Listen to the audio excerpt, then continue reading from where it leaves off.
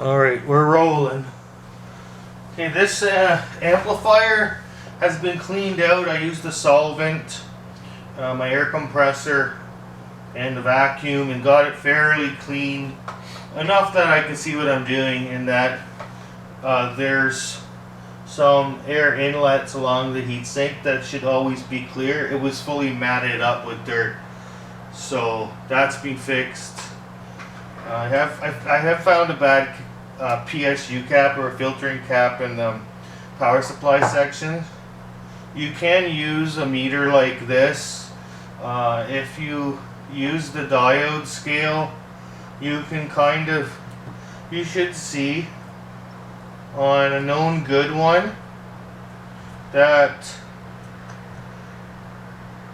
there should be like a charge and a discharge. So reversing the leads, I'm charging up. There will be like a forward voltage that comes out of the meter in diode test mode, and in this mode, depending on your meter, this is just a cheap meter, but it will put out a certain amount of voltage, and it can be up to 2 volts. So it'll charge up to the point where the voltage is maxed out. So there, it just hit the max. So if you can see that now it's in overload. If you reverse the leads, you'll see now that it's decharging. Okay. So that's just one way, and then on the bad one, there's nothing both ways. So you can use diode test. That it's kind of crude. I have a much better way to test these things if your meter can't measure like 10,000 microfarads, because that's a huge amount of capacitance that not many meters can do that other than a proper capacitance tester. So if you have a cheap meter like me and I'm due for an upgrade, I just I'm just lazy, and I need to go out and get a new one. But the diode test does work to at least isolate which one's bad and which one's good. In terms of charging at a low voltage, and that it's charging to some degree. The problem was that in this amplifier there is 2 sections for the left channel and the right channel, or channel 1 and channel 2. And channel 2 only had about half the voltage on the collectors of the transistors. Sorry.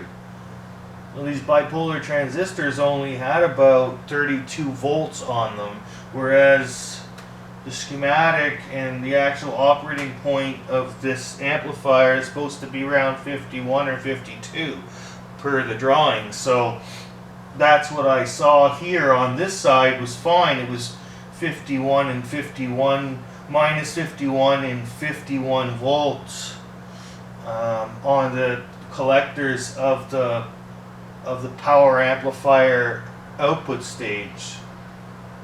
So I just kind of crudely checked them with the meter, though. I'll show you a better way. If you don't happen to have a capacitance tester like me, I work a lot in RF stuff, so my day job's in RF, though I just fart around with audio stuff whenever I get a chance, and I'm just doing a favor for a buddy fixing up his DJ amplifiers. So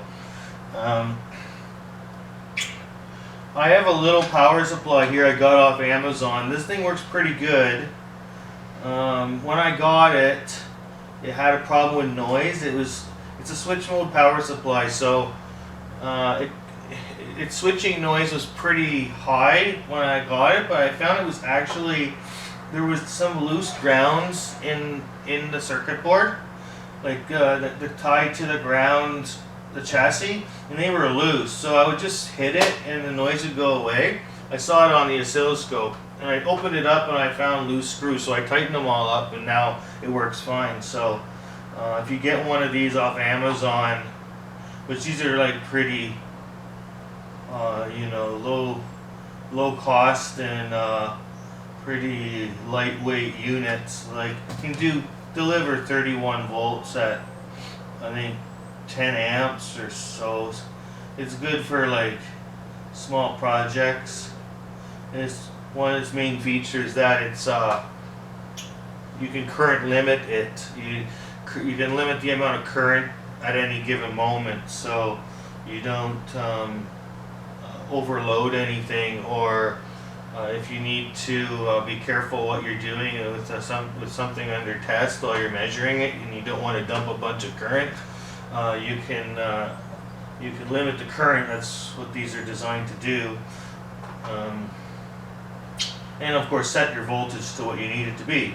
So in this case, what I do, and this is really a real world test, is like you have to take them out of circuit to do this. Never apply power to them in circuit, but you want to put your little alligator clips on the plus and minus terminals respectively, and you're going to charge them up. Essentially, these ones are rated for 100 volts, so I can't charge.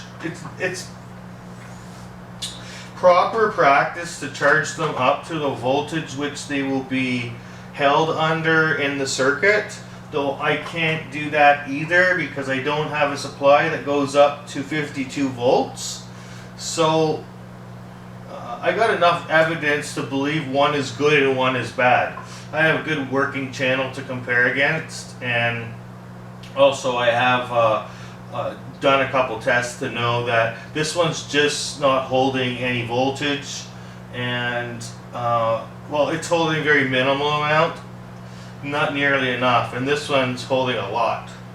So, and I can discharge it, and I can see visually that it's discharged. So I'll just show you, like, basically I just ramp it up, and what you want to do is just charge it up with your switch mode or linear supply. It might take like a few seconds, but you can see I got 31 volts flowing through here, being held at the capacitor itself. And what I'll do is I'll just give it a minute, and I'll remove the leads. Careful not to touch anything else. And bring my voltage down.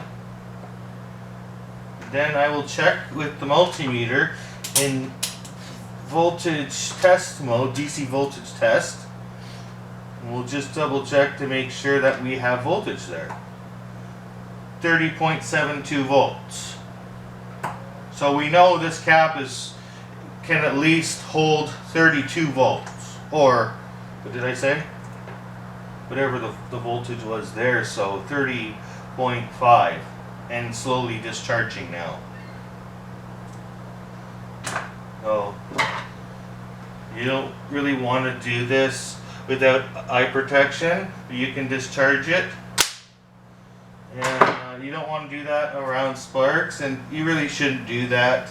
It's just a good way to make sure that you can discharge the cap. You should do it gently through a resistor, though that's more for show.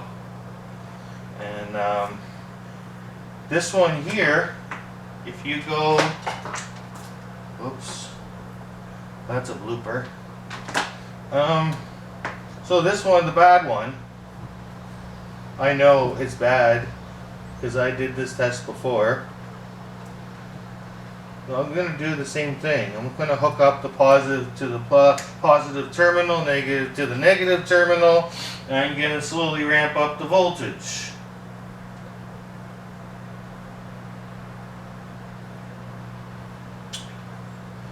And give it like 5 seconds or so.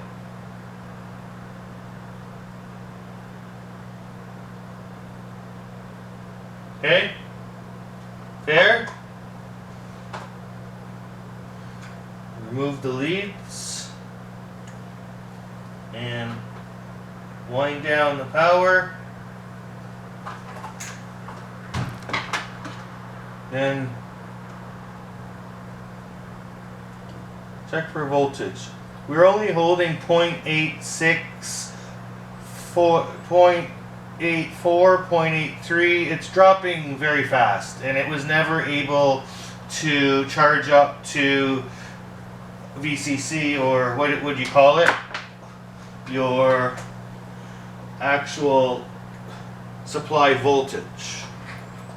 It's never able to attain the actual voltage from the supply. Never able to charge up to that voltage. So we know that test is complete, and we know that this is a bad one, this is a good one, and you really can't tell by weight or visual. These caps actually look, they don't leak, and they look like they're old, they're dirty, but there's nothing to say, like, you would never know. You'd never know by looking at them that one is good and one is bad.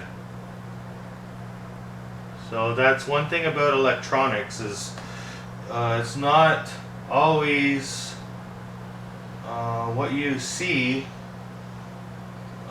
You have to actually dig in, because sometimes the problem is deep inside something that is not seen by the human eye, though it is seen by test instruments or by a test plan of some kind.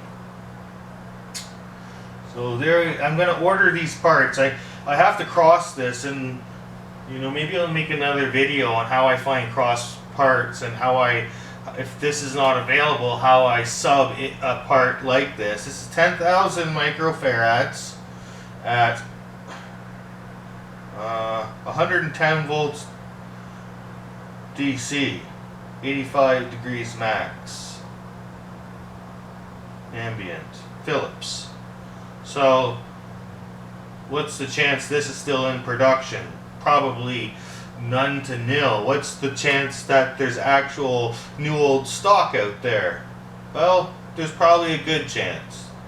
They hammered these things out by the millions, so I might be able to find the equivalent or exact part, or I'll find a sub or an equivalent part. And I'll have another video how I sub out, like how I take the measurements and cross the parts for a part that meets the spec, but it meets the physical form factor, but it's just not the same part. It'll be something equivalent or better.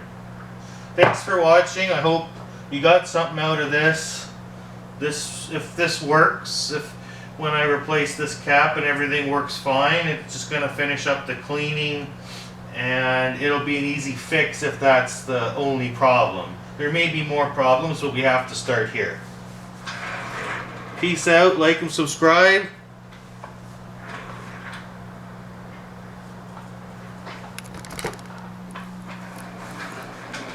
Till next time.